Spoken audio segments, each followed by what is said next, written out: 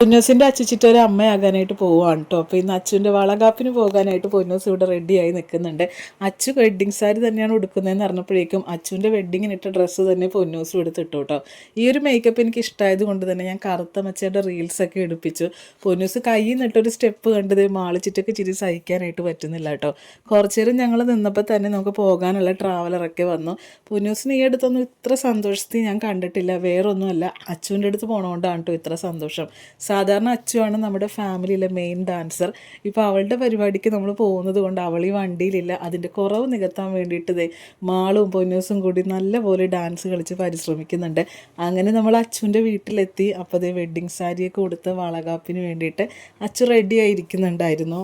നമ്മുടെ ഫാമിലിയിലെ മധുരമൊക്കെ കൊടുത്ത് വളയൊക്കെ ഇട്ടിട്ട് ഒരു ചടങ്ങായിട്ട് വളകാപ്പ് നടത്തുന്നത് ആദ്യമായിട്ടാണ്.